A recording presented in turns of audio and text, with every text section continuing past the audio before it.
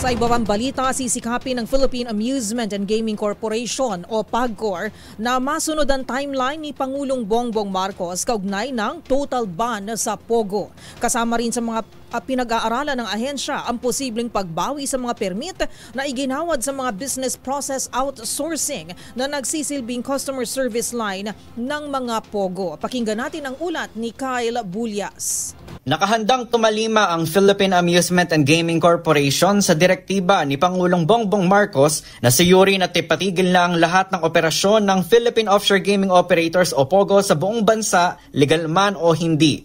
Sa panayam ng DZRH kay PAGCOR Chairman Alejandro Tenco, sinabi nitong sisikapin nilang magawa ang utos ng Pangulo na maalis na ang mga POGO sa bansa bago matapos ang taong 2024. Meron po tayong dapat din pag-aralan. Meron po kasing mga legal na mga may lisensya sa pangkasalukuyan, yun ang titingnan natin kung yung ba'y kasama dun kaagad sa nasasabing wala ng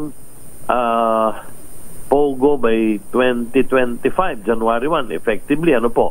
Bukod dito, sinabi ni Tenco na tinitignan din nila kung kasama rin ba sa aalisin ng mga binigyan nila ng lisensya na nasa ilalim ng Special BPO o Business Process Outsourcing.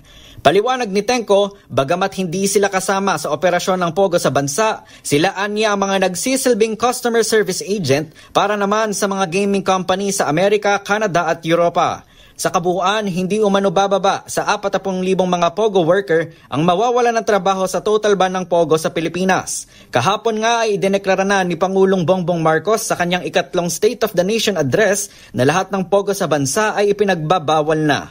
Para sa MBC TV Network News, ako si Kyle Bulyas, una sa Pilipinas, una sa Pilipino.